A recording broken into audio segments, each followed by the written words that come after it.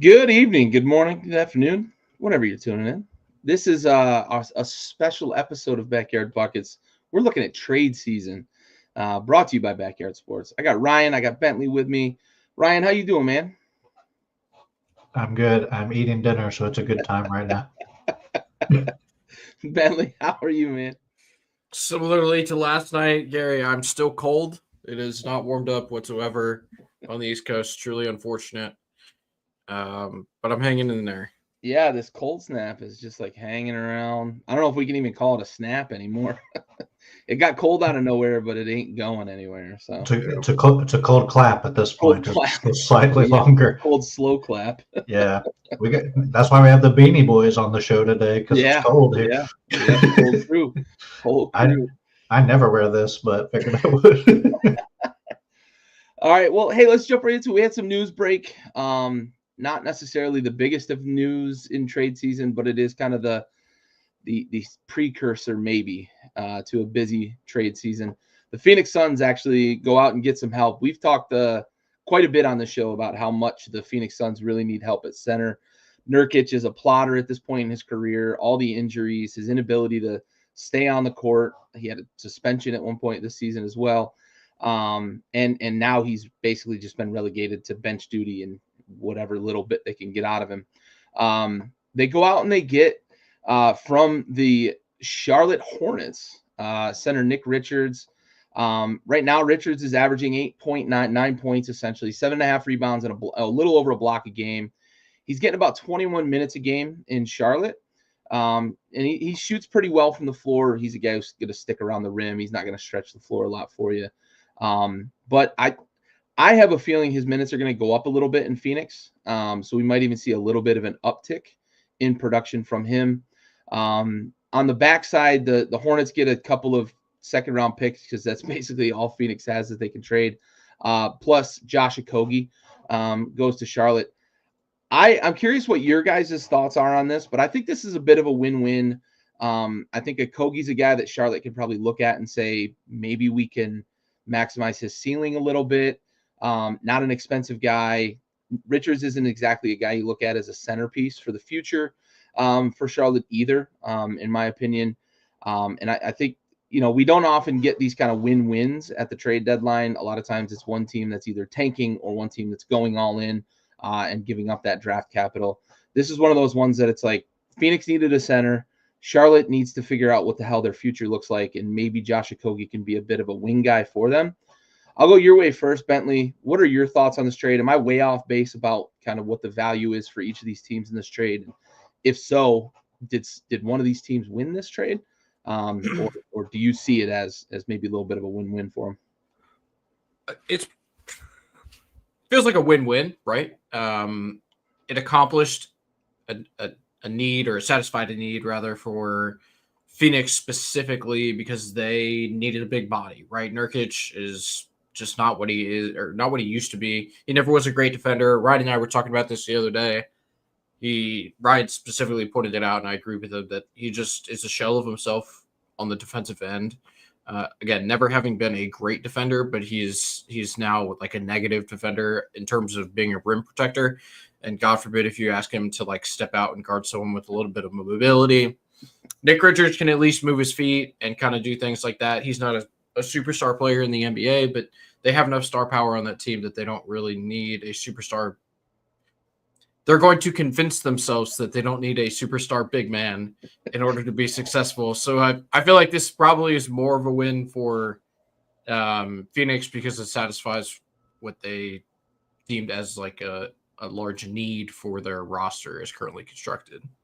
Yeah, I think I agree with that. I think the needle points a bit toward Phoenix, but Charlotte is just they're such an enigma. They're so in between. I was a bit bullish on them this year, and it's clear that they haven't been able to put it together. Ball continues to kind of be on and off the floor.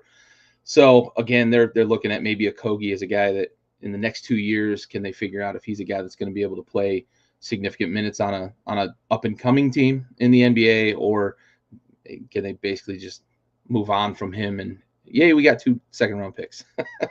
Ryan, what are your thoughts on this trade?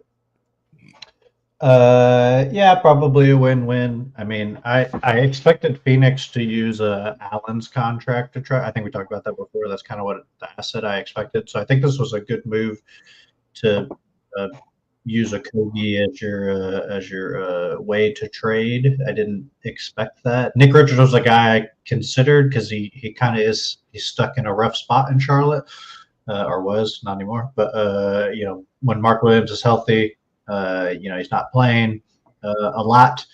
Provides some defense, can finish around the rim. He's better than his numbers are. I don't think he's a world beater, but I do agree that he is an upgrade from Nurkic. And Nurkic was a great player at one point in his career, has not reached that point yet, or again. Yeah. And I think for Charlotte, obviously adding assets and just kind of not losing somebody for nothing, because I think that's kind of the pathway they're going down with Richards, and probably a lot of other players on that team. And I think it's good if Mark Williams stays healthy. It'll let him highlight some of his skills a little more, and allow them. I think they'll probably try to go small a little more often instead of having Richards as the backup five. Probably try to go a little smaller, which probably benefits your Brandon Millers and your LaMelos, letting them run a little bit more. So yeah, I mean, it's not like a big winner for Charlotte. Getting assets out of a guy you're not really playing a ton because you have a guy who's probably slightly better, but he's worth something. I don't think is a bad thing, and I think Phoenix assets might be pretty decent in the future. I don't think they're super far. Even their second round picks might be they might be high in the solid second round picks, and those are very valuable, right? Like everyone always talks about, like the top 5 to 7 of the second round is better than the bottom 5 of the first round. Just contractually, it's better for you cap wise. It doesn't mean the players are always better, but it's not often a huge difference between 25 and 32, for example. Sure. I think it's good, and Charlotte, I think coalescing a little better is probably a benefit too. Yeah, this is a good question because we've talked about Phoenix like really struggling this year. How much of an impact do you think Richards is going to make with Phoenix? Ryan, I'll go back to you first here. Any chance that this? I don't know that Okogie moves the needle enough for Charlotte to become a contender this year, even in a terrible East. I think they are clearly looking at what do the next 2 years look like with him under team control. Can we get anything out of him, or are we hoping that Phoenix tanks before those second round picks are in the draft? But I think on Phoenix's side, for them, if they get what Richards gave Charlotte, and then maybe a little more because he's got a little more freedom of movement on this team, do you think that's enough impact to make Phoenix maybe a contender in the West, assuming health, I guess, which is a pretty big leap for that team? But Ryan, what do you think? Enough of an impact from Richards? I mean, the West is so tough. Does it make them a contender? Hypothetically, they should already be one. Right. I do think it solves arguably their biggest problem, especially defensively. I don't think it fixes the offense. We talked about that before. They just take shots from terrible spots on the floor and rely on individual talent a lot of the time. They don't move the ball well. I think that might hurt Richards, right? He's more of a play finisher. There's not a lot of play making. So his offense may dip or stay about the same because he'll get more minutes, right? So his point per game may stay the same, but less points per minute. I expect his rebounding and his defensive presence to be valuable. Does that make them a contender? I don't know. They're probably a top 10 team in the West right now, which is that's one way to put it. Just pretty good because there's probably 11 or 12 teams that want to make the playoffs. So I don't know. Does it move the needle? They probably win 2 more games this year with Richards, and that matters a lot in the West, right? 2 games it does matter a lot, but I don't. Getting into the playoffs, sure. Does it make them better in the playoffs? I don't know. Probably not. Yeah. Bentley, agree, disagree? I agree. It does not make either team demonstrably better. I do think, however, I think that there is more variance in where the Hornets finish in the second half of the season than there is in where Phoenix finishes in the second half of the season. And I think it has to do less with this trade than folks might imagine, right? Because it matters how much the East, like how bad the East can be. You know what I mean? Like there are already teams, I'm looking at Brooklyn, who lost by 59 the other night, that have decided that they would like to bottom out. Yeah. And Charlotte has a point guard and a franchise player who is ascending, right? And playing at kind of an all-star level. So if they're able to ride his wave through the end of the season, we could see them finish higher. Whereas I don't think that bringing in Nick Richards to a very tough Western Conference moves the needle a whole lot for me. Yeah. I like that point for sure. Just looking at kind of where everything stands right now, I want to kind of gauge your guys' feelings on. So we've had the NBA typically at the trade deadline tends to be maybe the busiest of the sports. Baseball can kind of contend sometimes where they have a little bit of a busy trade deadline. But typically, like the NBA, we used to get all the Woj bombs and a lot of movement at the trade deadline. We've had some years where we haven't had the same, and it's been ho-hum. The trade deadline blew by, and we didn't have a lot of movement. Do you guys think we're going to have a busy trade deadline this year, looking at kind of where the West is, where the East is? Are we going to see teams trying to, like, is it going to be an arms race in the West because there's so many teams that could compete? Is it going to be the East where the teams at the bottom are just selling whatever assets they can to the teams at the top or selling them to the West, that sort of thing? Bentley, I'll go your way first here. What are your thoughts on how busy you think this year's, the 2025 NBA trade deadline will be? I think it will. I think it'll be a little slower than we may anticipate. You make a good point of like the West is super tough, so it feels like there may be an arms race or something. And under normal circumstances, I would totally agree with you. However, this is the first year of what we now know as the new CBA with the second apron and the what is basically a hard cap. Because if you go into that second apron, you're hamstrung from really doing anything. And we have a handful of teams that are in that.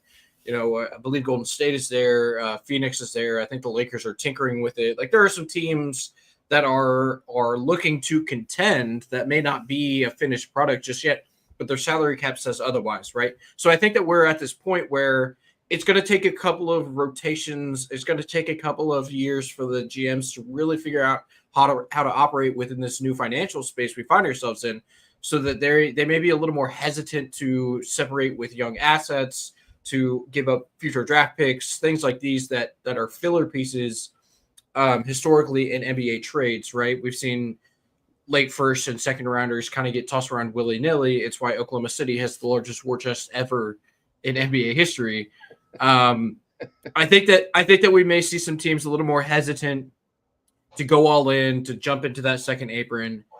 Not to say that things will not happen, right? Because like you said, Gary, it's typically the most active of like the major sports, at least in the forefront. Baseball is pretty active around the trade deadline too, but like the ones that we talk about the most, right? It's usually pretty active, but I think that it may be down a tick this season just because of the new CBA and second apron stuff.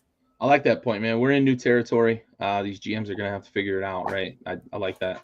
Ryan, what are your thoughts? Active, not active? You agree with Bentley? You think we're going to have a little bit of a feeling out this year? Yeah, I mean, I generally agree with what he's saying. I do think there's some feeling out period with the CBA, and not just the CBA, but the escalation of the salary cap. Yeah. Some teams are better at long-term planning than others. Some teams may be like, in 3 years, I can't figure out what the cap's going to be, so I'm confused. That's kind of some of the difference in capability sometimes we see. So I think that'll cause some issues. What I will say is I don't know if we'll have as many big trades as people anticipate. I think there will be a lot of Nick Richards-esque moves. Got teams working on the fringe, right? I think that's a lot. I think that's a lot more common in the NBA. You don't see a ton of blockbuster stuff. You might get one a year. Very rarely do you get more than that. And then it's a lot of smaller deals. there's a lot of middling guys this year that I think are in the conversation to be traded that are very interesting. So I expect a lot of conversations about that.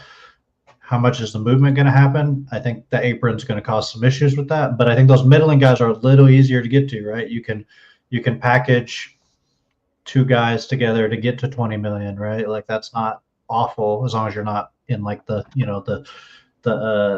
death penalty apron, which I'm now coining as the term, because that's what it feels like for trading. But yeah, the really big guys, right? The Jimmy Butler, that one's tough, right? Like De'Aaron Fox before the Kings shot off on this streak, like when they were talking about that, that's tough. Like in the middle of the season is very difficult. That's more of an off-season move to me. Guys like that, I don't expect a ton of that. Butler would not shock me, obviously, because he's basically like, I don't care to be here anymore, so it's not worth it. But Miami will hold people out of spite, so they will. He's like, we ain't re-signing you and we ain't trading you, so figure it out, and we'll find you until you show up. We can't have you, nobody can. Yeah, that would not shock me. That's a very Pat Riley-esque thing to do, to send a message to the rest of the league about how Miami does things, right? Like he might find value in that. Yeah. But guys like that, I see one of those moves probably happening. But yeah. Oh, how surprising would a zinger move be? That would shock me. I know Brad personally. Thanks for coming in, Brad. I appreciate it. Yeah, he's a big Celtics fan, so of course he pivots as quickly as he can to Celtics conversation. It's like Duke with Bentley or the Magic with Bentley. All right, relax. We're talking about winning franchises when I bring them up, not the fucking bum ass Celtics. No, I would be shocked to see a Porzingis move, unless there's an injury issue. I'd be very shocked because he's the swing guy for me for that team. So they would have to get crazy assets, and I don't think you can replicate what he does on the floor very easily at the money that he provides it at. So but my dad's on board. Do what you do, Bentley. Do what you do. Let's talk about a real winning franchise here. The Cleveland Cavaliers. Yeah, buddy. My boy Darius Garland, leading guard in the East. Yeah. I don't have any Cleveland trades that I made up. So I also want to say good. I'm glad we did it for Dad. I want to say we talked about Woj bombs. I do want to say there is a Woj bomb. The Bonnies are 15-3 right now. That's not a Woj bomb. Yes, they are. General manager of the Bonnies, and he's 15-3. Right down the road from my hometown. Right down the road from where my dad is currently watching this show. I was just there like a year ago. Yeah, you were in my neck of the woods. I drove by St. Bonaventure, didn't know it was there. Yeah, it's in the middle of nowhere. It's Olean, right? Olean, New York. Yeah. I drove through Olean. Which is like the smallest city in the world. I had a nice went to a nice cafe there, had a little sandwich, didn't know those existed in that town. Nice town. Soup. Yeah, it was a nice place. And then I just drove and I was like, oh, St. Bonaventure. I literally went through there, did not know it was there. You can see it from the highway, you can see the signs from the highway, but it's literally really like in the middle of nowhere. For a team that's a perennially good basketball team. Yeah. Weird place. It is a weird place. Listen, they're not just good in basketball. Their baseball team's really good. They've put several guys in like the minors and major leagues. Their baseball team is good. Yeah. So yeah, it is carved. Yeah, it's about 50 miles from my hometown. It is carved out of the woods though. Like it is literally carved out of farm territory in the woods. There's a really big cheese factory up that way as well. Smelt that. Cuba cheese is known pretty regionally. Anyway, it was a nice. It was a cute little place. It's very little. All right, well let's get to what we all came here for. Wait, go ahead. The worst part, or my favorite part about the Bonnies being so good, is that all of the wives of America should just be terrified to learn about the Woj story, because that man left he didn't leave his family. He is not living with his family currently. He is living in a studio apartment above a bar in a small, quaint little town and running a college basketball program. Yes, and they he are is. absolutely killing it. It's just every man's dream, right? Yep. It is probably the diviest of dive bars Oh, too, yeah. that he's living above. Well, that is 60% of the Cuba homes. cheese. Shout out Cuba cheese. 60% of the homes in Olean are above bars. Yeah. So, Yeah. so that's not actually. There was nothing else available for him. He didn't want to live there. He They were didn't just seek like, it out. This is a beautiful bar down here. You can live above. We only do 80s Billy Joel down here, so the music's not so bad. He's like, hell yeah, let's do it. Let's do it. All right, well, let's get to what we came here for. We are getting into trade season, so we are going to propose maybe a dream trade or a trade that makes sense, right? Like a good fit or something a team really needs that they can go get. Ryan, I'm gonna go your way first here. Give me a trade that you see as a potential winner for somebody here at the trade deadline. All right, I'll go with the trade I feel the best about. And then I have another one I feel okay about, and one I don't feel great about, but I did it anyway. Maybe that's an indictment, but I have a simple trade for two perennial powerhouses, the Golden State Warriors and the Wizards. Perennial powerhouses. Polarizing powerhouses. One is a powerhouse to the bottom. One is a powerhouse. That's a good way to put it. To the top. I have Jonas Valanciunas going to the Warriors, and I have Gary Payton II coming back, and I have a 2028 first, top 3 protected coming back to the Wizards from the Warriors. So basically, getting a first for Jonas, Gary Payton II. They got 17,000 rotational guards there, so they don't really need him. The money is very close. They're about $800,000 off salary-wise, so that deal does work straight up. And I think Valanciunas does a lot coming off the bench for the Warriors. He makes a lot of sense with the movement that the Warriors does. He's kind of an offensive hub. He's not a great defender, obviously, at this point in his career. Better than Nurkic, but I think he makes a lot of sense with the way the Warriors play basketball. I think he'll be good as like a high post potential threat to score the ball, and also as a passer to come off the bench, give you 15 minutes, 20 minutes to spell Draymond when they don't want to play Looney, right? Like I think he's better than Looney, right? Easily for the way they like to play. So I just think it gives them some versatility, and I don't think the Warriors. Yeah, I love him. I mean, I loved him in Toronto when he was young. That guy was a beast early on in his career. He's a little slower now, but I love the guy. I think the Warriors are going to buy because they feel like they have to with where they are in their stage of their franchise. Yeah. I don't expect them to be burning it. I tried to do more of a consolidation trade. I actually tried to come up with a trade that I called the Great Consolidation, which was like 4 Warriors players for another guy because they play 18 players. Like reverse fitting an acronym. Yeah, that was my hope. I couldn't figure it out. I did a 1-for-1 because the salary made a lot of sense. Gary Payton and Jonas Valanciunas. There is like some 2-way guys. You could do like Moody and Lindy Waters, something in that range too. But I think Gary Payton will add some defense to the Wizards, which might be good for their mentality. And he's on a 1-year deal. So it's expiring for them, and they get the protected first in 2028, which I think they'd probably be more willing to have as probably a potentially decent pick or as an asset in the future to move if they feel like they're decent in 2028. Yeah. Bentley, as the fellow Wizards fan in the building, how do you feel about that trade? Race to the bottom, baby. Let's do it. Yeah. Jonas is maybe our best. I think as currently constituted, he's probably the best player on the roster right now. Like, he may not be the best or the most talented or have the most skill, but he's the best NBA player right now on the roster. I figured it would be Kuzma, but Kuzma is playing just terribly. And Jordan Poole is who he thought he was, or we thought he was, right? Yeah. You So forgot about Marvin Bagley III, the best player.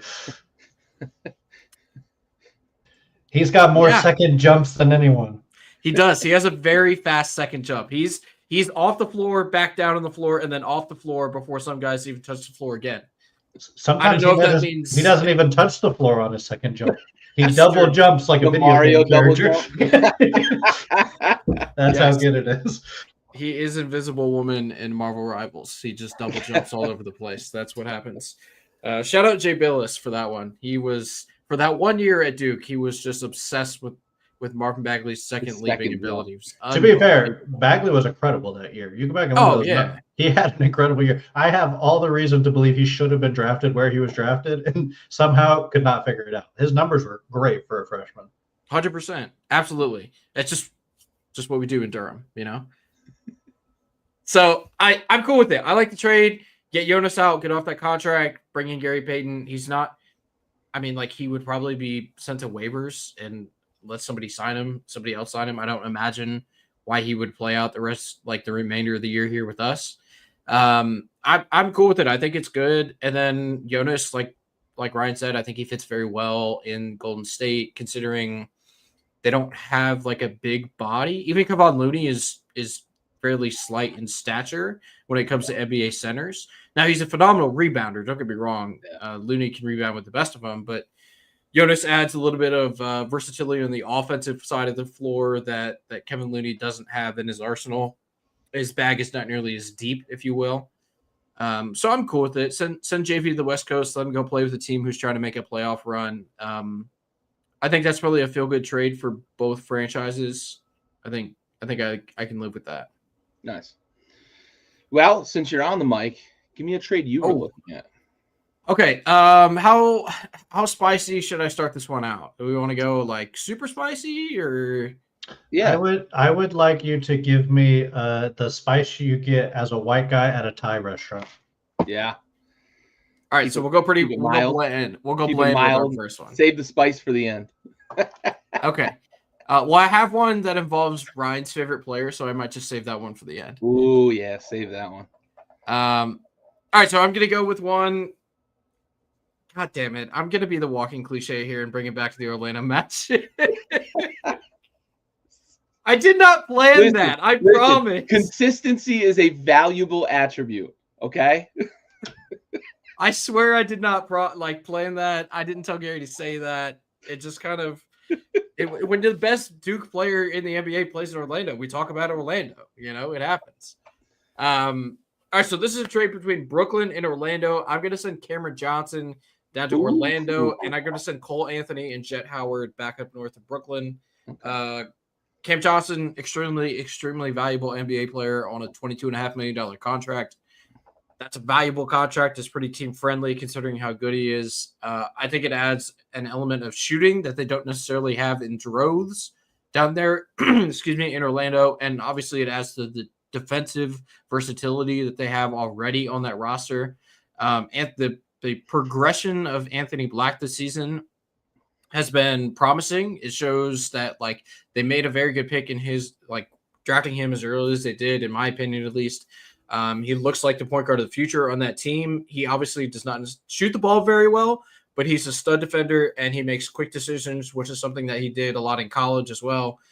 He's able to get them into their offensive sets and set up their superstars in Franz Wagner and Paolo Banchero to thrive. And then you add Cam Johnson to that mixture, and it takes that offense to a whole nother level, in my opinion. Yeah. And then Brooklyn, they can do whatever they want with Cole Anthony. Again, he probably would not finish out the year there. He's too good to play on that team. And then Jet Howard just it's too early to say he's a reclamation project, but like he hasn't taken the leap in year two that you kind of would like to see from a lottery pick at least. But he's a guy that has a ton of shooting potential in the NBA. So if you can send him up there, let him thrive. I don't know how many shots he gets playing next to Cam Thomas, but probably more than he's getting in Orlando. Yeah. Are we sending picks back? I assume we are. I know you probably didn't think about that, but how many picks do you think they're sending to get Cam Johnson? Because they got to send one, because Brooklyn's going to want to pick. Obviously, they asked for two. We talked about this before. They want two first. Oh, he broke.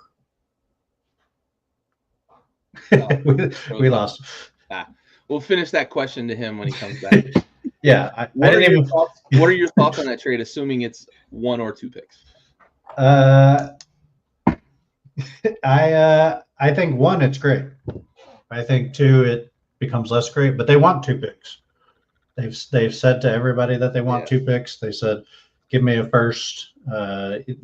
Obviously it could be like two heavily protected first rounders, but I'm okay with it. I think if you can get Cam Johnson at his value, pretty much any team will be happy.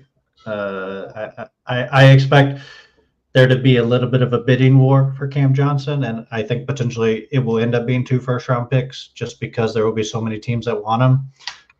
At his salary, I think it makes about 22 a year. He's worth more than that. He's probably a 30 mil a year guy, close to it value-wise. And Brooklyn's obviously willing to move off of him. I just think there will be a little bit of a bidding war. I also don't necessarily think it fully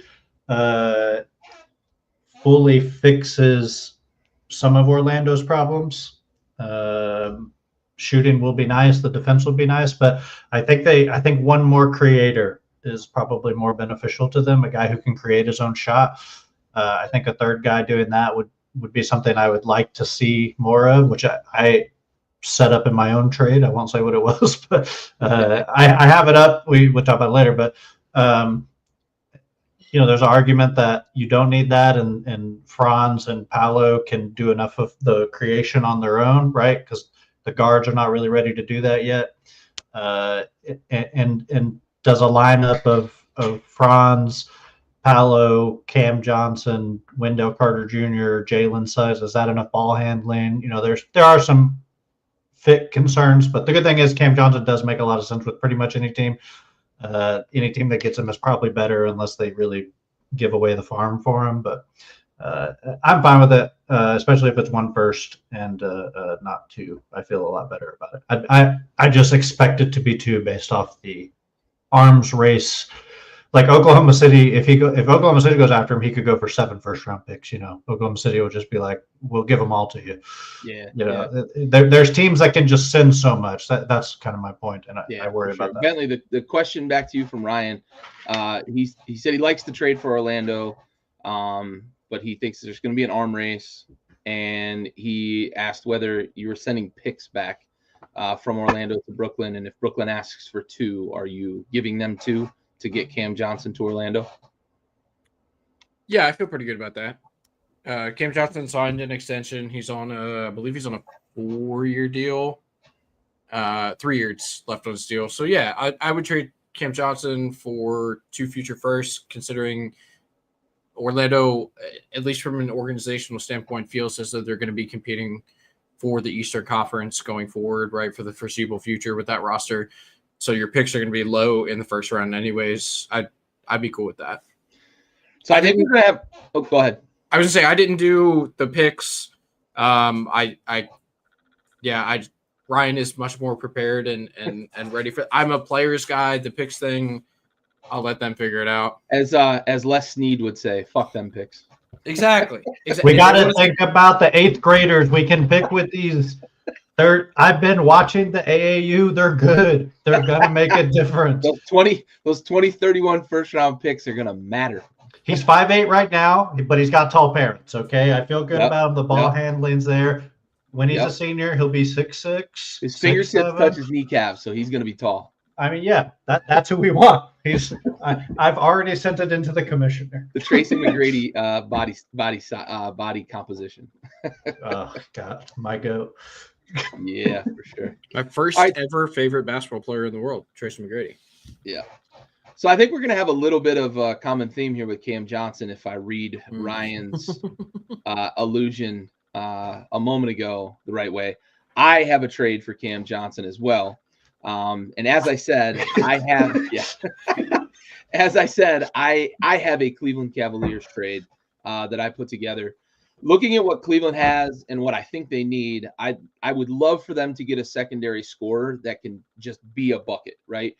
we can lean on Donovan Mitchell. We can lean on Darius Garland and what he's able to do initiating the offense. But a guy like Cam Johnson, who can score from 3 levels, who can get his own bucket in crunch when he needs to, we can work the rotation as well. We can have 2 guards. We can have 3 guards on the floor and be a threat offensively, especially with, in those rotations when we have Jared Allen and Evan Mobley on the floor at the same time. So I'm gonna move Cam Johnson from New Jersey. In exchange for, I was tossed up on this.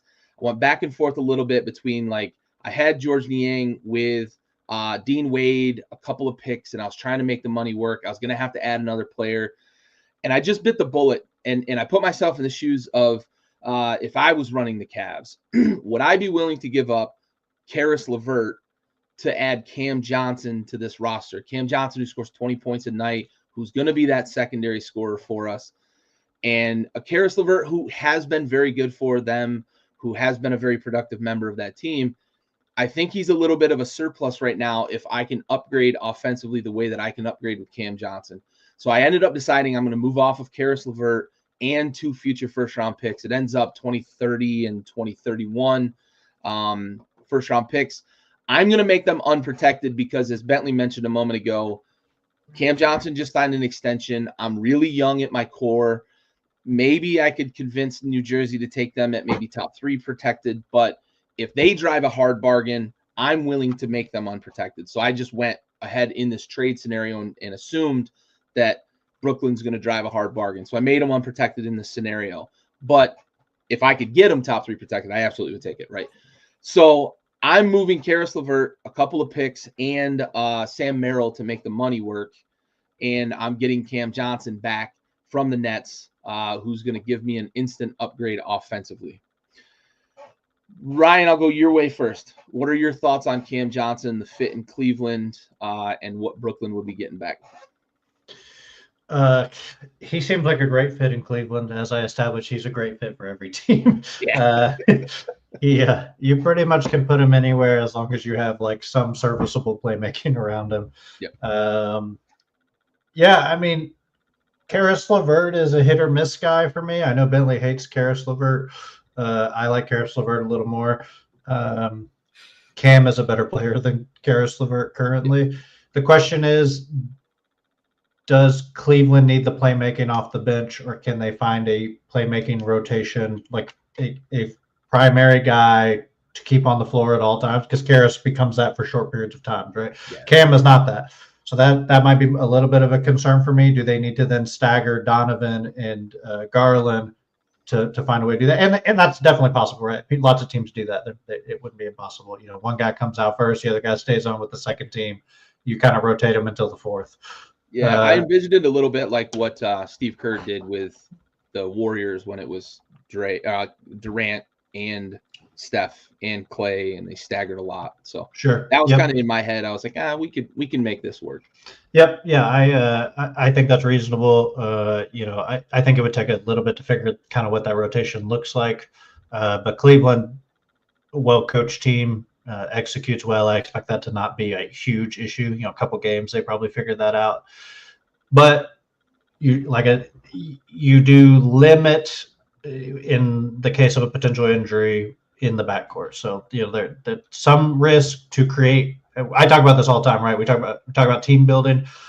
Creating higher ceilings can often come with creating lower floors, right? And I think it does create. If Donovan goes down for an extended period of time, well, you're gonna. Luckily, they have a big enough lead now, but they would become a 2-3, potentially even further if it's bad enough, right? So a little bit there. Not that I expect LeVert to hold that team together if Donovan is hurt, but they would lose some of that playmaking and scoring on the ball that I think they need. But I like it. I think Okoro has always been kind of a concern for them as a defensive guy. Never was the shooter, right? Cam Johnson's just the better version of that. That makes a lot more sense for them. Dean Wade is, similar. I think that gives them the rotation. The Dean Wade, Cam Johnson rotation would be very good, arguably the best in the league for that style of play. So yeah, I'm pro it. And I think 2 firsts from Cleveland at this point is not that big of a deal. Even less than for Orlando, right? Like I'd be more concerned for Orlando to give away 2 than Cleveland to give away Bless too. you. Because of where it's expected to be, right? Unless you're giving away 31 and 29 or something, then maybe you're concerned about that. But deal with that later. So Yep. That's future me's problem. Bentley, what are your thoughts on this trade? I love it. Cleveland is really good. If you add a Cam Johnson, they could be a great team. You don't lose any of like your core pieces there, right? And then you get Cam Johnson for another 3 seasons, who is objectively a better player than is Karis LeVert. And like Ryan said, trading those picks away, meaningless in the grand scheme, right? Another team similar to Orlando, they feel like they're going to be competing for the Eastern Conference in the foreseeable future. So those picks are going to be at the end of the first round. It's a good trade. It's a really good trade. All right. I will say I do have one other concern with it. Yeah. I really feel like this is going to take away from one of my favorite players' minutes, JT Thor, with Cleveland. Well played, sir. Well As played. the number one JT Thor truther in America. I worry. Maybe in the world. Maybe in the world, yeah. Me and his mom. She might be out on JT Thor. I don't know. Yeah, she might. I'm just kidding. It actually does take away from Jalen Tyson, who I do like a lot, actually. But I loved in the draft, but Cam is currently a better player, and Tyson is still only 22 or 23. So next couple of years he'll get his chance. So I'm not super worried about it. I love that guy. Makes sense. Ryan, let's go back your way, man. What's another trade you put together? Well, I deleted my Cam Johnson trade because, everybody seems to just be doing that. So where did you have him going then? I had him about 9 different places. Yeah. I actually thought if I could do like a 5-team trade where I just say he goes to each team for a couple games, I was trying to figure if that was possible, but just kind of like a Cam Johnson timeshare. Yeah. Playoffs, he plays game 1 with one, game 2 with another, game 3 with another. Yeah, like if you've seen the famous Will Ferrell movie Semi-Pro, where Andre 3000 switches teams at halftime. That's kind of what I was thinking of for Cam Johnson, because that's how teams feel. Like every team wants him, right? So I had him go into the Kings. Actually, I thought the Kings, I feel like now they're like, we need to be buying, because they also don't want to lose Fox, right? Like that's a big thing for them. It's not my favorite trade for them, but it makes sense for them to be in on that situation. I'll do a Magic trade though, because this is a Magic podcast. This is a Magic podcast. A Magic and Durham, North Carolina podcast. Yeah, that's the only 2 places we care about. All right, I'm solving the Magic's problem right here. Okay, I'm making them a contender with this trade. Okay, that's what I'll caveat it with. Okay, I'm solving their problems. Logjam at guard. It's one thing I'm solving. Yes, I love it. Solving all of their issues. Okay, what are they giving away? Let's talk about that first. They're giving away Jonathan Isaac. That you may raise some eyebrows there, right? Yeah. But he's not going to raise any eyebrows because he loves the city of Chicago. He loves it. It's his favorite city. He loves Chicago as a known guy who loves poor people. He thinks it's their fault they're poor. If they would simply just buy everything in cash and take no debt, you wouldn't be poor. If they were simply 6'10" freak athletes, they wouldn't be so poor. He'll be great in Chicago. His personal podcast will go off there. I feel like it's a great environment for him. So, also, it's a loss for Orlando. Their most versatile defender, right? A lot of size, but offensively, he's a concern. Great defender, offensively a concern. And I don't think Orlando necessarily needs a great defender. They have great structure around it. They can afford to lose him. They also lose Cole Anthony, like Bentley, and similar to Bentley's trade. I think he's kind of the odd man out, though I like Cole Anthony a lot. I think he could be like an 8th guy on a solid team, right? That doesn't have 46 guards that they want to play. Jet Howard as well. I also thought about Anthony Black in that situation, but if you lose Cole, you probably don't also want to lose Anthony Black, right? They're also going to give up their 2025 first from Denver. They have Denver's 2025 first, so they're going to trade that in this pick. going to Chicago for Zach LaVine, obviously. Zach LaVine solves all their problems. He has been arguably the most efficient three-level scorer at his position in the NBA this year, which has not always been the case. He's always been good, but not. He's ascended. He's been healthy. His value is never going to be higher. Chicago needs to move him. Now's the time to strike. He's great. He'll be great in Orlando. If he wants to defend, he has the physical ability to be an average defender, right? Like he can contribute on that end. He scores at all three levels. Next to Suggs makes a lot of sense to me. He play makes relatively well.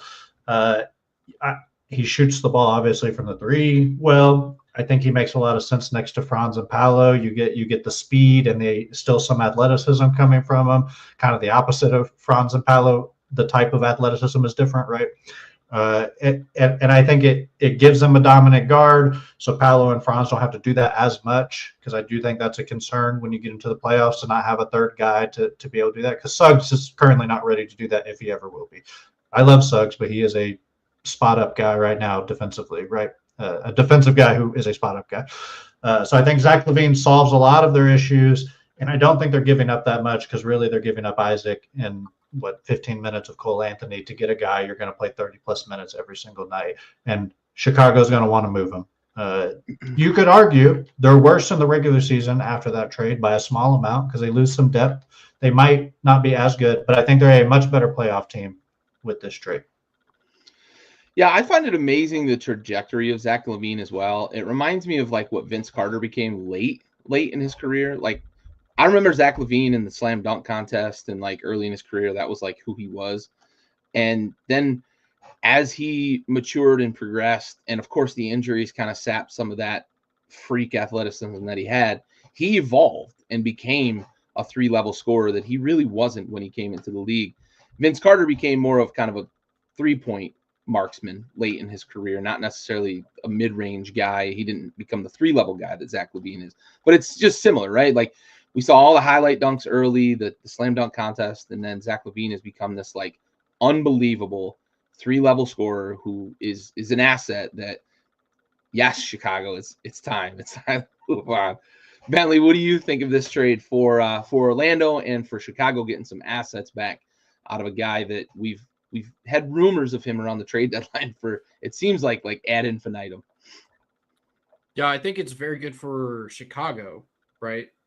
Ryan noted how his trade stock, Zach LaVine's trade stock, has never been higher, really, because he's been so efficient this year, and he's healthy. Yeah. If I were Chicago, I'd probably say, "Hey, bud, sit down until we move you. Don't look at a basketball court. We'll figure something out." Yeah, I like it. I don't love it for Orlando.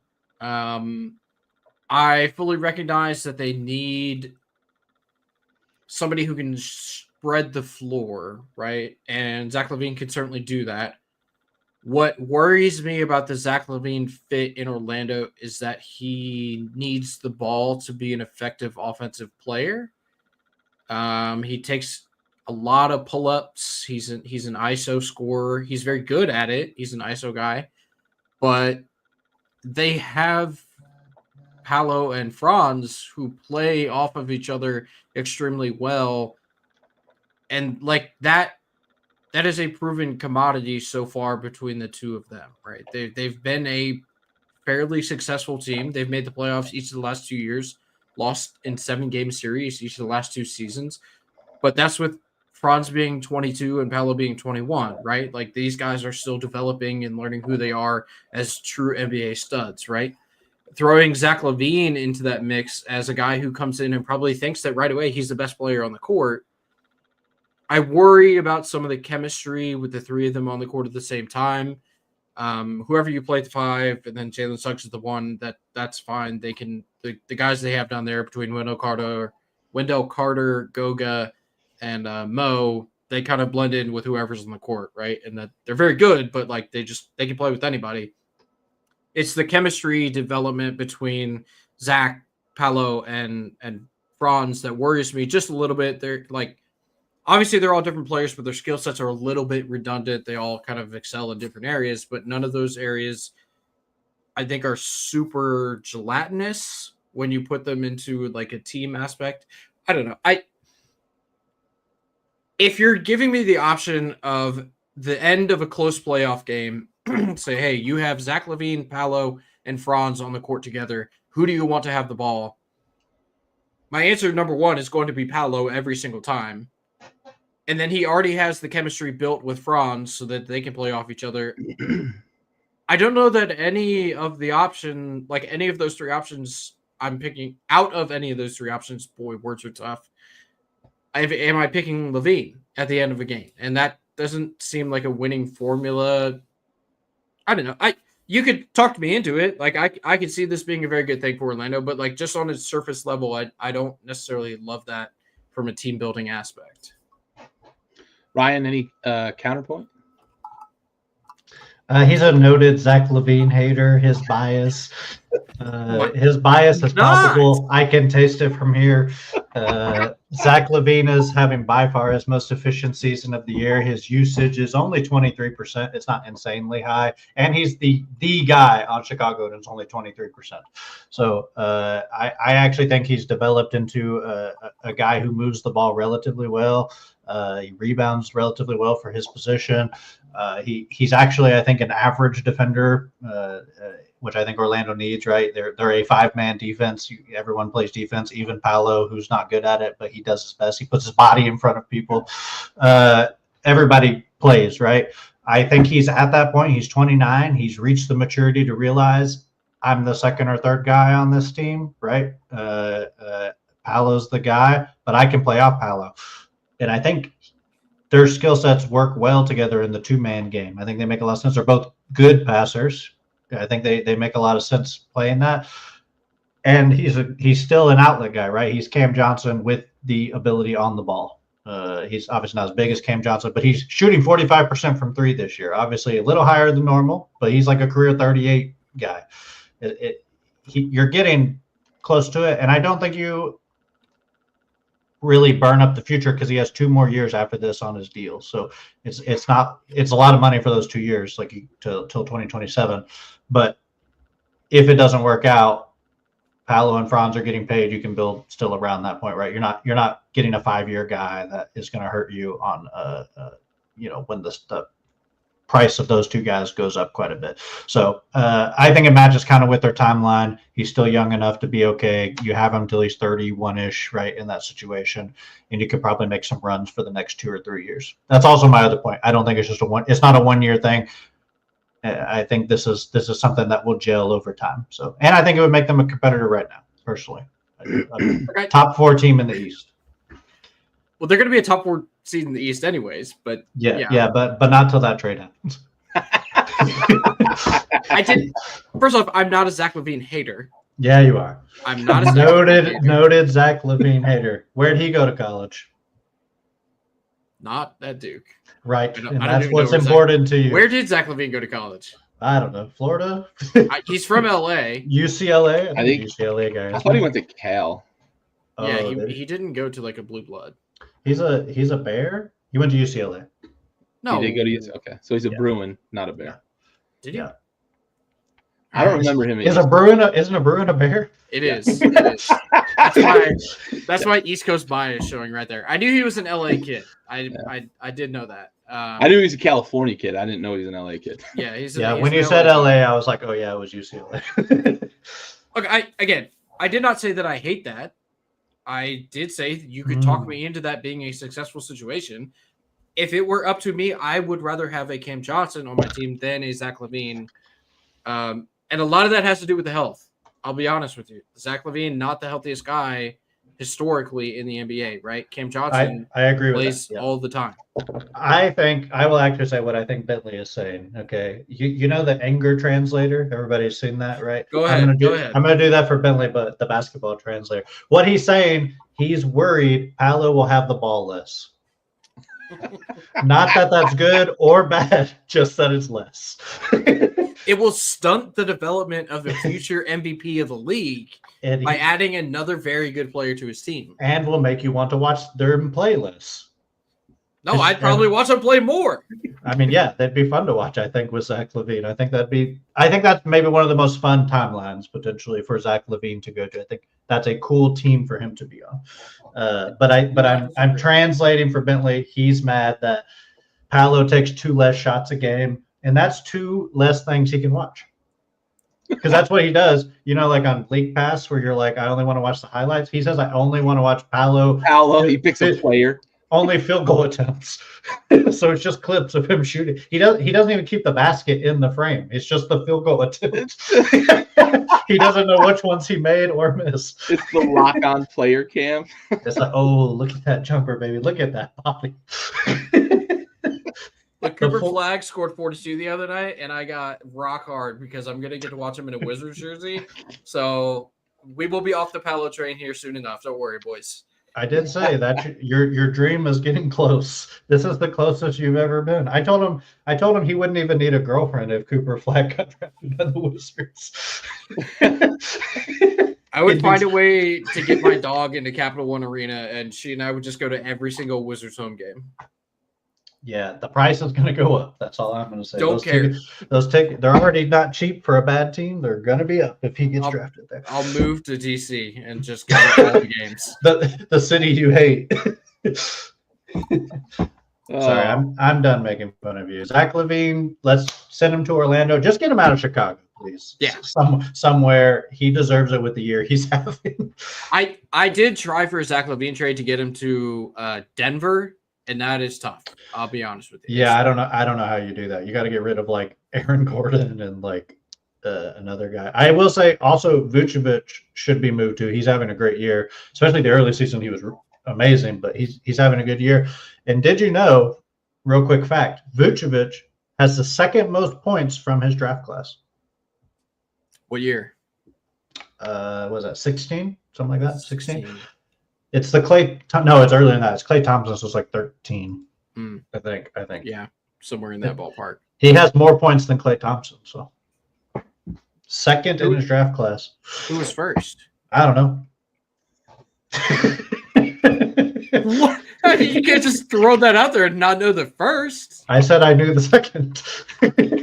Jesus Christ. I'll look it up. 2011 draft. Oh, is it 11? Yeah, Clay is old. He is 34. I forgot about that. And it's probably Kyrie Irving. That's right. That's who it was, Kyrie. I forgot about him. Forgot about him. But impressive. Nikola is second. Is it Kawhi? No, I bet it's Kyrie. Right? Yeah. It's Kyrie because he's the same year as me. Kawhi's like fifth. He's played like 12 games in 4 years. That's fair. He never plays. you have to play games to get a lot of points. Vucevic is 15 every game, 82 games a year, 15 points per game. That's a decent draft class to be second in scoring. Oh yeah, that's what I'm saying. Butler, Kawhi, Kyrie, Clay. He was a killer in Orlando. Kemba, although Kemba fell off hard, but Tristan Thompson's in that. Yeah. Do you want to know? Do you want to know why I know that's Kyrie's draft year? I'm going to take a guess. It has something to do with the university he went to. It doesn't actually. It was also the same. It was also the same year that I became draft eligible for the NBA. Oh, congrats. Yeah, I've said this before on the show, but I advocate to bring back like the 10 rounds so we can get drafted. Yes. Because that's what they would do. They wouldn't draft actual players. They'd be like draft a celebrity. Yeah, they'd be like never gonna make a roster. Yeah, like 8th round, you're like, I draft the entire Wu-Tang Clan. That's the Dave Chappelle skit. Yeah, like that's what you do. I think that'd be fun. You draft like your kids. Yeah. You know, you're like, in case they do become good, we have their draft rights. I think it'd be fun. We should do that. Yeah. They should get rid of the one and done rule, but yeah, no one needs to go to college anymore. Topic. Yeah. All right, Bentley. Talk to me about another trade you put together. Okay, so I do have a Denver Nuggets trade. This one a little spicier than the last one. So going out the door for the Denver Nuggets, going out the door, you have Michael Porter Jr. Okay.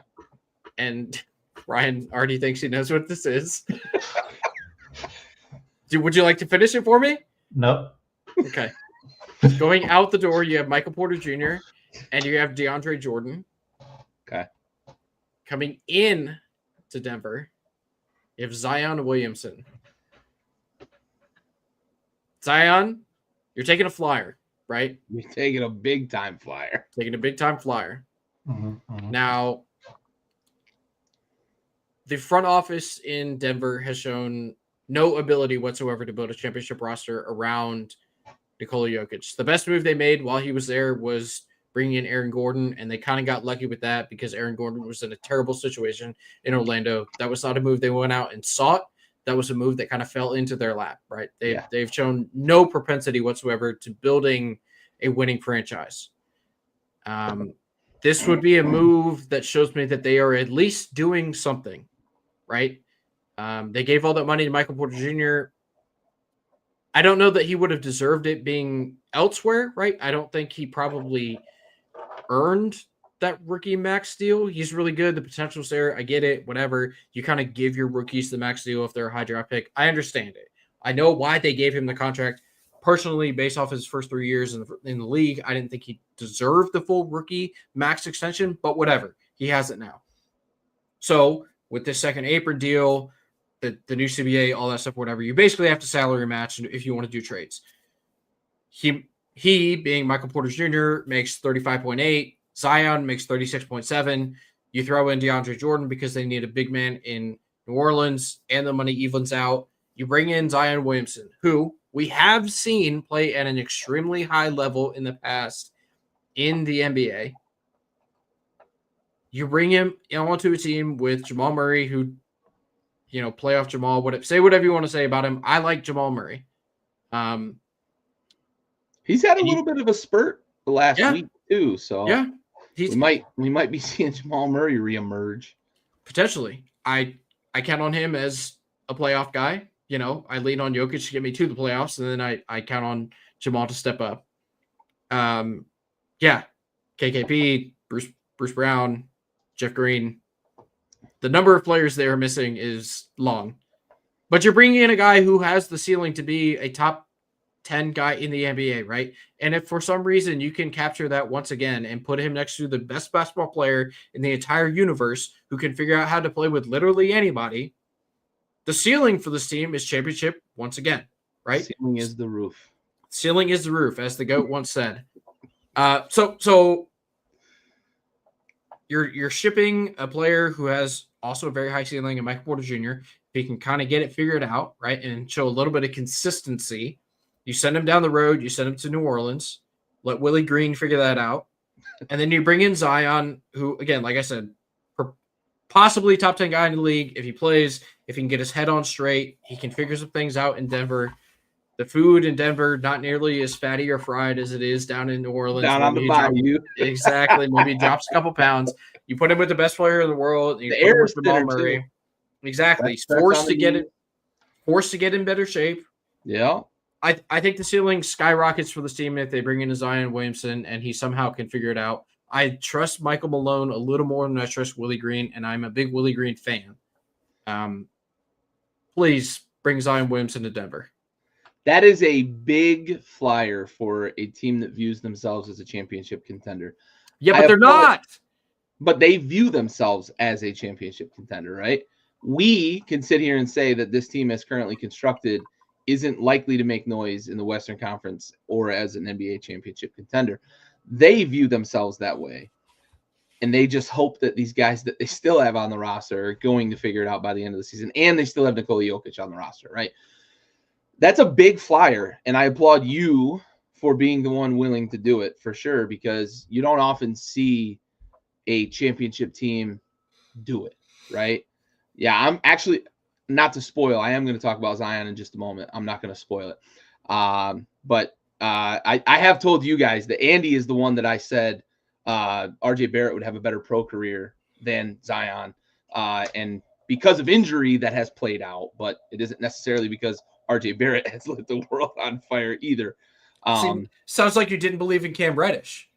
No, I didn't. I thought Cam Reddish was going to be a good pro, though. I did think Cam Reddish was going to be a good pro. I did not have him having the best career in that draft, though. Ryan, I want to get your thoughts. Zion, Denver, the ceiling is the roof. How would this work out? Great question, Gary. Thanks for asking. Gotta bring that bit back.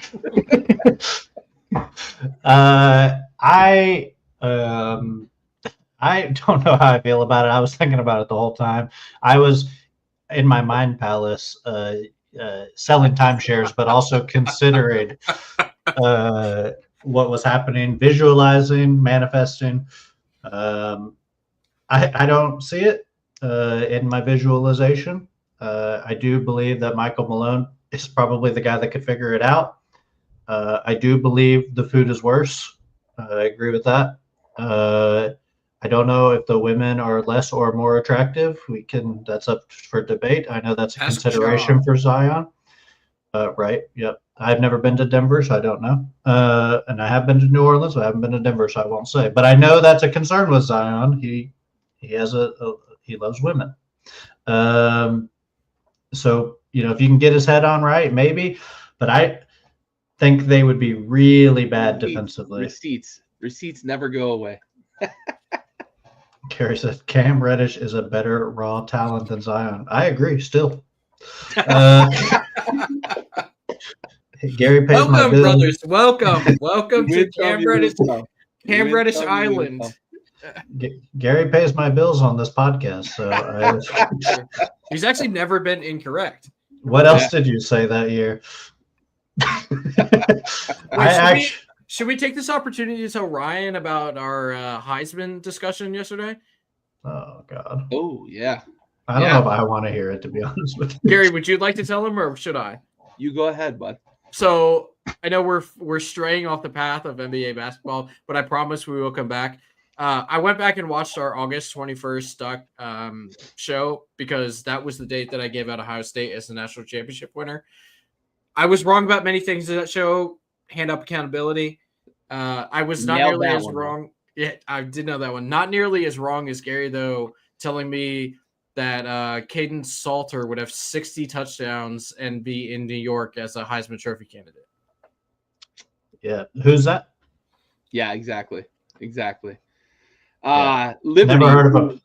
Liberty, who is head and shoulders better than everybody in their conference since SZN left. Yep. You had the right idea. You had the right idea. I did have the right idea. Way wrong execution. I thought is this Liberty their was quarterback? Dominate. Yeah. Caden Salter. He's Liberty's quarterback. I thought they were going to dominate, and I thought Caden Salter was going to be the reason for that domination. They went 8-4, and they went 5-3 in conference against inferior competition, and Caden Salter stunk bad. They lost to Kennesaw State. Yeah. Even I know that's bad. Very, very, very wrong about Liberty, and I doubled down with Caden Salter. And I owe Bentley a dinner because of it. That was our friendly wager that Caden Salter would be in New York, and he wasn't. Never go to a crossroads. He may have gone to New York Bentley throughout the year as a tourist. He was not in New York for the Heisman ceremony. I will say, Gary, the logic is there. I don't know a lot about this player, but the spirit of Jerry Falwell Sr. does lead their passes to be more accurate. Yeah, Westbrook. Not his son. I want to say not Jerry Jr., Jerry Sr., a man of God. Yes. He specifically guides the football team to their success. Him and Hugh Freeze, baby. As I stated before, he's up there with God deciding the circumstances of football games and also who wins the Country Music Television Awards. Yeah. Those are his two jobs. Not happy with the folks in Tuscaloosa this year. So yeah, that was a bad year for Tuscaloosa. I didn't mean to distract, but if I didn't like Gary so much, I wouldn't bring it up as often. All right, Westbrook has been great in Denver. I do. Yes. What I will say, though, I said this to Bentley yesterday. I believe we talked about this. Denver with Jokic and Westbrook on the floor are a plus 12.4, I believe, 12.5, somewhere around there. Which is incredible. They are a plus 10.5 with just Jokic. Also really, really good. Yeah. So if Jokic is on the floor, period, plus 10.5. With Westbrook and no Jokic, they are a -7. So Westbrook he's enabling. Westbrook's been really good with him, but it just shows that Westbrook is at the point in his career where he does need that the all-world facilitation. Yeah. And what's great about him is we always talked about this for years. Anybody who followed Westbrook is like, if he can figure out the off-ball stuff, he'll be really good. It took him a long time, but if you could imagine his earlier athleticism and the cutting he's doing now, man, it would have been such a dream. He just never really got to that point. Yeah. The athleticism is wasted on the youth. The bulldog that he used to be. Andy and I used to joke that like Russell Westbrook is a guy that would like slap his mom to win a game. He's that much of like a bulldog. Yep. Yeah. Give him his athleticism when he was young and his cutting ability now off Jokic. I mean, that would just be so fun to watch. But he's been good. He just has been. I know this because the Rockets played him last night. They looked terrible with just him on the floor. Jokic did not play, and they look like a non-playoff team without Jokic. Yeah. Period. Not just Westbrook. Everybody. Yeah, for sure. Looks like a non-playoff team. All right, onward and upward. Bentley, you and I shared a brain a little bit tonight because I have a Zion Williamson trade. Now, I'm going to say up front that this is literally just because I think it would be fun. I don't think this trade makes sense for either team. I don't know exactly how the money matches. I've done a little bit of kind of floundering back and forth on exactly what one team would have to give up to make this work to get Zion. But I'm moving Zion back to the state of North Carolina, and I'm going to put him on the Charlotte Hornets. And to make the money work, I moved Miles Bridges in a couple of second rounds, and I know I still have a player that I think, depending on the percentages and how it works, I think I have another player I got to pick like off the end of the bench. I didn't pick one, but I know I still kind of have one out there, like player to be named later. We'll say that, a baseball trade, if you will. Cash options. Yeah. So for me, this is more about like pairing him with LaMelo Ball and Brandon Miller and assuming health for everybody, right? Because LaMelo has been a big injury concern, as well as like the chronicles of Zion Williamson as well. But I just think that those two together on the floor would be really, really fun. LaMelo throwing lobs to a healthy, fit Zion would be great. And Brandon Miller and what he can do, right? I'm making a lot of assumptions, all right? This is simply a dream trade that I think would be fun if Zion got healthy and LaMelo stayed healthy.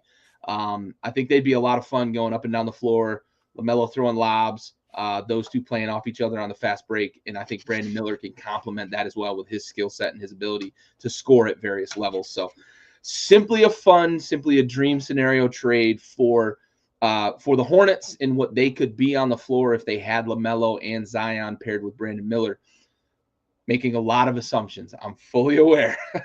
Bentley, I'm going to save you for last because you're the Duke fan. You're not necessarily a Zion fan, but you are a Duke fan. Ryan, I'm going to let you go first on this. I know this is a very outlandish dream scenario trade, but I want to get your thoughts on LaMelo and Zion Williamson and sending a little bit of draft capital back to a New Orleans Pelicans team that seems like they're in fucking purgatory right now. Well, I want to address this trade from a few perspectives, as I often do. And thank you for asking me my opinion. Nobody did, actually. That's the crazy thing. Nobody asked you. First, I want to address it from the moral argument, okay? I went in and I did the trade for you. I added Josh Green to the trade, my GOAT, Josh Green, coming back to the Hornets. So it's Zion for Miles Bridges and Josh Green, okay? Also, Miles Bridges. Seth Curry. Yeah, there's like 5 guys you could probably put in there. But right, it's one of those end of the roster guys. Hey, don't talk about Josh Green like that in my presence. Use your all-star, Josh Green. Yeah. A couple more years. He's really hitting his stride. I like him a lot, but well, first I want to talk about the moral aspect. Okay, Miles Bridges is an abhorrent human being. Yes, he is. If somehow sending him to a worse team is what he deserves. That's what he deserves. It's hard to do as a member of the Hornets to go to a worse team, but you achieved that. So I wanted to say first, that's a positive.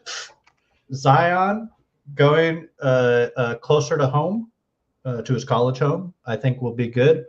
North Carolina food is pretty trash as well. So I think that's a benefit. Don't make that face. North Carolina It's true. taking it straight right now. We have to consider all the angles. Okay. Zion, but we'll be happy. He has a natural fan base there. It makes sense. Like he might want to be traded there. LaMelo and Zion sounds fun. I think that would be really cool. LaMelo is an otherworldly passer. The concern I have is I think Zion is best with the ball in his hands in a lot of ways, and I worry that LaMelo takes that away. My other problem is if we have to add Josh Green, he goes to a worse team, and that makes me feel bad. So maybe we add Seth Curry. This trade would be a really good Twitter trade. Like if it happened, I would love to see what Twitter says about it because they would just say the dumbest stuff, and I would enjoy that. But yes, sending Miles Bridges to somehow a worse team is always good. Bentley, what are your thoughts? Sending Zion back to the state of North Carolina.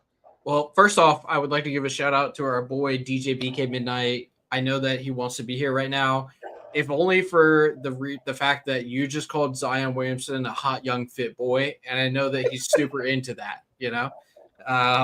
So it just warms the heart that thinking out there somewhere BK got a little tingly. Yeah. Secondly, listen, I had to make a big leap. Okay. Hey, you got to. Secondly, the slander about North Carolina barbecue is truly unbelievable. Like, Gary, you and I were recently in the city of Charlotte, the Emerald City. I thought we ate some pretty good food. I had no qualms about the food in Charlotte. I just went and saw Wicked. That is not the Emerald City, okay? Wicked is we've all seen The Wizard of Oz, the Emerald City. Queen City, my apologies. Oh my Which God. one is it? Is How the Emerald City? It's the city from The Wizard of Oz. All right. I also want to say I did not say their barbecue was bad. I said their food was bad. That's two very different things. The Chitlins. If you average out their food, they are a bottom 25 state. All right, so you're telling me that Xavier Legette, who is from not North Carolina, but he's from Carolina, eating squirrel and raccoon, that is not fine dining in the highest level of cuisine? I mean, sometimes that can be good. There's a lot of options there. I wasn't even considering that in my calculation, but now that I am, they're a bottom 10 state. Well, it just so happens that Xavier Legette, the best rookie wide receiver in last year's draft, but whatever, that's a whole nother discussion, and Zion Williamson are both from the same state of South Carolina. There are a lot of South Carolina natives who now live in North Carolina. So like Gary said, he would have a natural built-in fan base. I think that he would thrive in a city like Charlotte.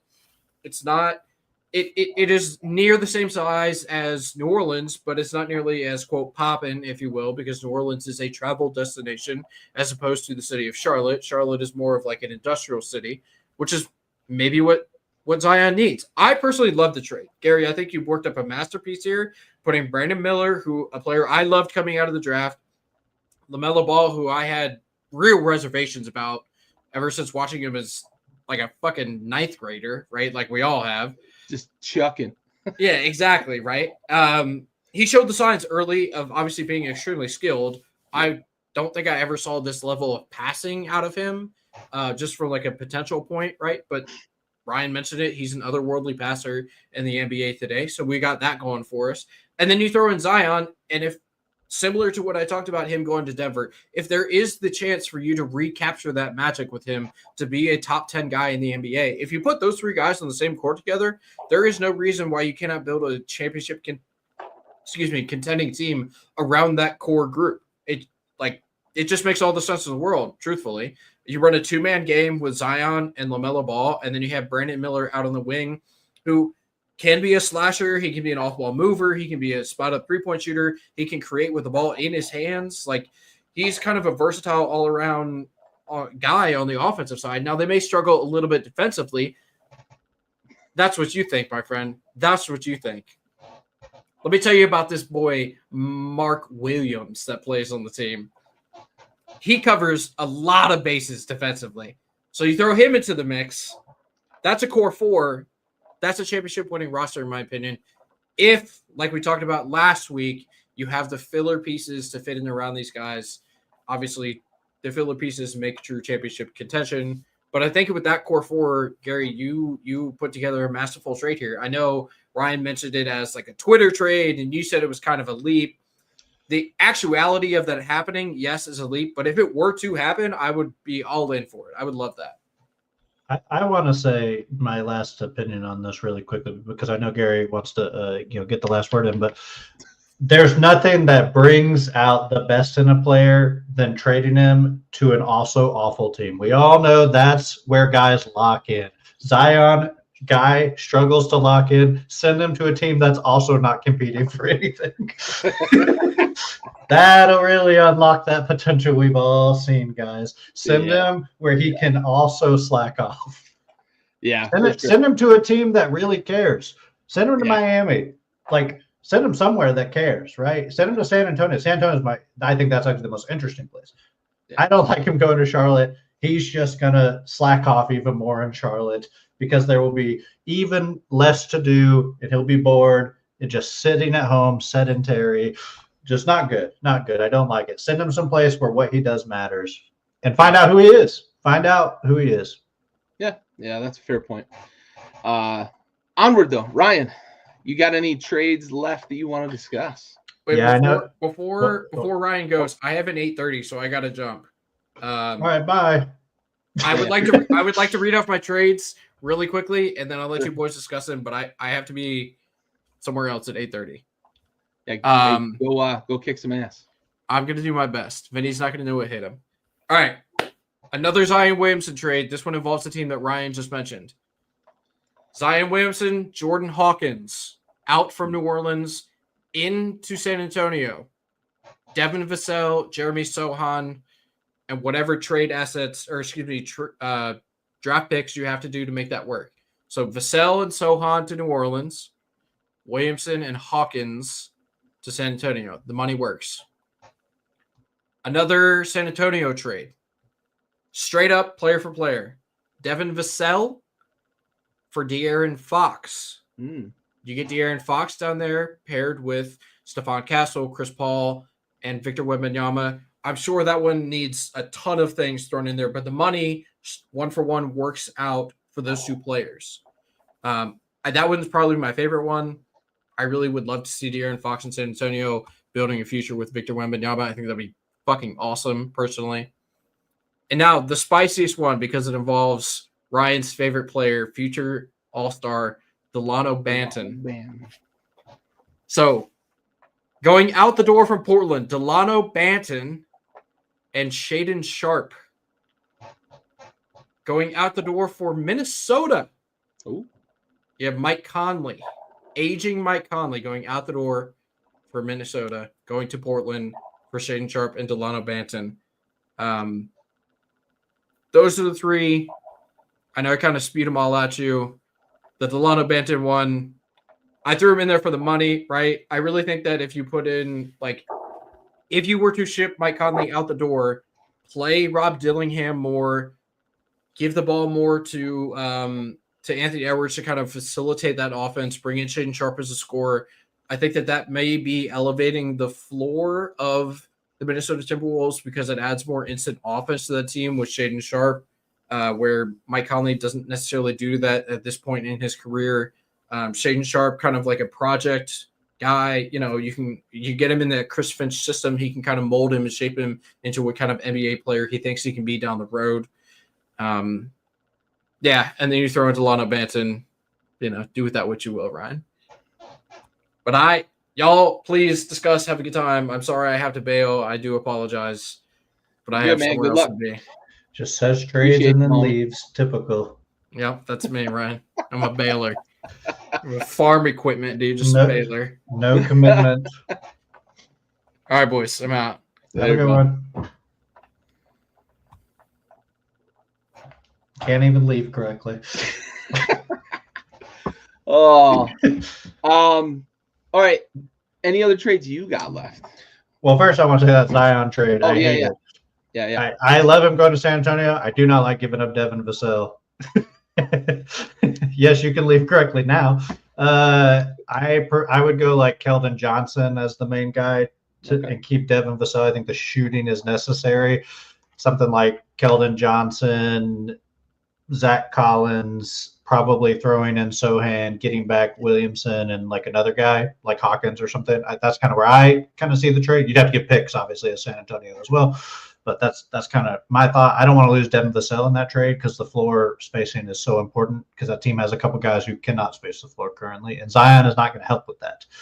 So I wouldn't want to lose that. My last trade, not an interesting one, but I actually think it solves some Sacramento problems. I'll give it to you real quick. You probably don't really care that much, but Kevin Huerter and Alex Lynn and a second-round pick in 2029. We can. I'll bring him my winter hat. Thank you for asking. His might burn my head, but Kevin Huerter and Alex Lynn and a second-round pick in 2029 going to the Raptors for Jakob Poeltl. Okay. What I think Sacramento needs more than a shooter, more than a scorer, they need a big to not only pair with Sabonis, but also be able to play without Sabonis. They don't necessarily need to start together, but a defensive big specifically, a defensive big that rebounds. Jakob Poeltl, that's what he does, right? That's his skill set. Sabonis needs some help sometimes protecting the rim. So against certain lineups, Poeltl will be really good. And Sabonis is shooting threes right now. And if Sabonis can consistently shoot threes, you can play those two guys together because that's the issue, right? Offensively. So I think you can play them together for short spurts. Poeltl can also play by himself without Sabonis and vice versa. And I think that's actually the Sacramento Kings problem is they need like a Mitchell Robinson or a Jakob Poeltl, someone like that to help protect the rim for certain lineups. And I really think that levels them up quite a bit. Yeah, I like it. Yeah, I think I agree with you, especially because what you mentioned, right? Sabonis being able to shoot the three more effectively, I think lessens the burden on what Sacramento needs from a shooter, from a shooting perspective.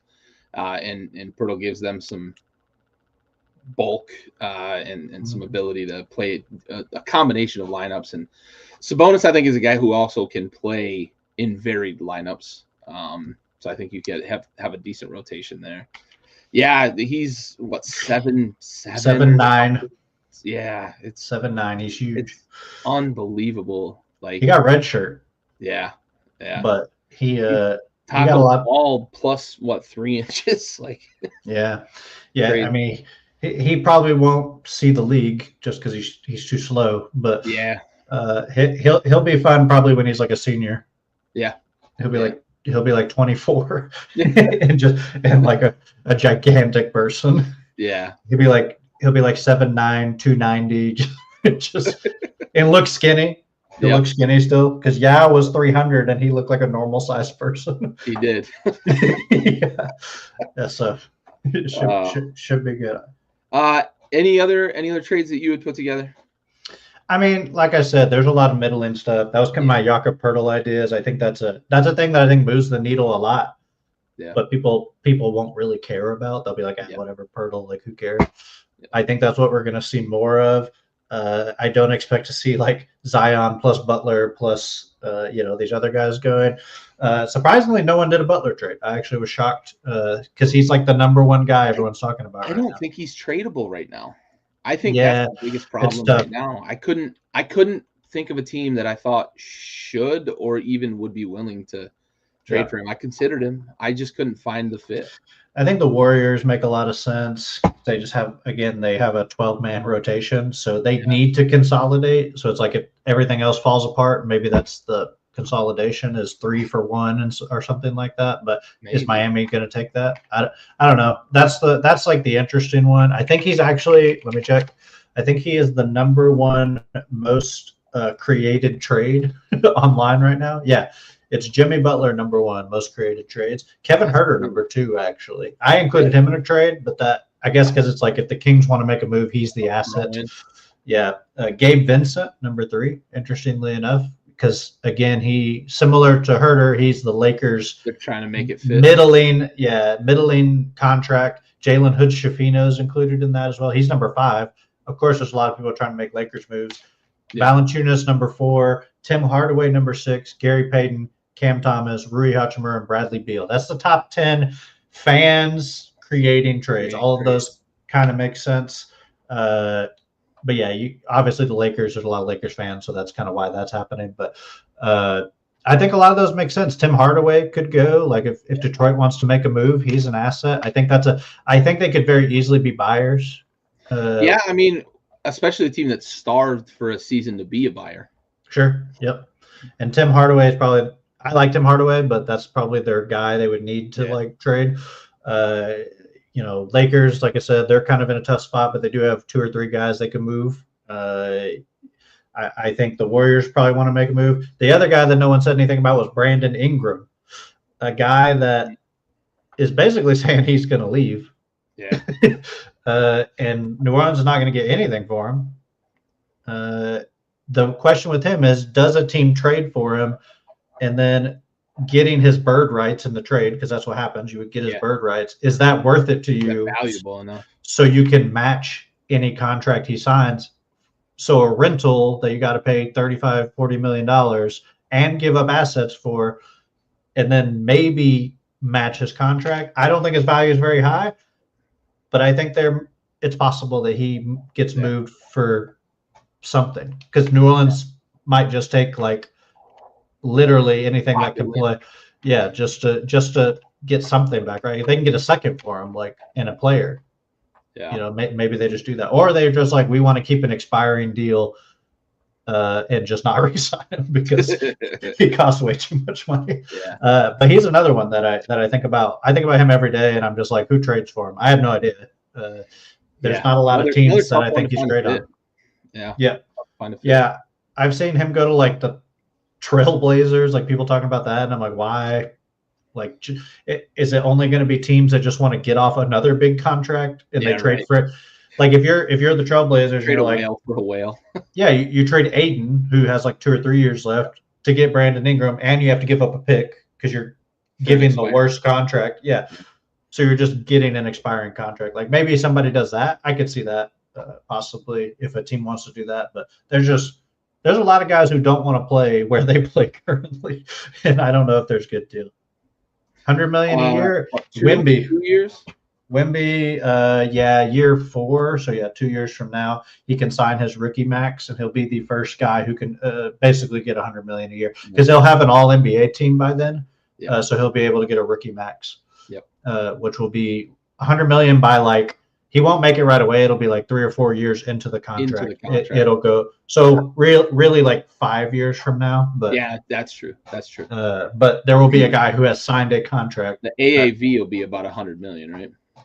Yeah, probably like 90, because the first 2 years will be below and the last 2 above. So maybe like right around 100 maybe.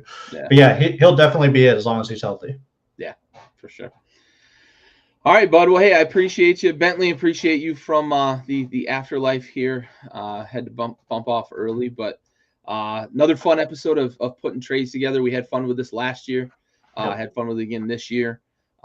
We are getting closer and closer to said trade deadline, so we should have some nice trades to recap, hopefully. As we talked about the opening of the show, the NBA tends to be one of the more active trade deadlines. Hasn't always been, but hopefully this year we'll have some good news to talk about. But for Ryan and Bentley, and for everybody else here at Backyard Sports, this has been Backyard Buckets, brought to you by Backyard Sports. We are out.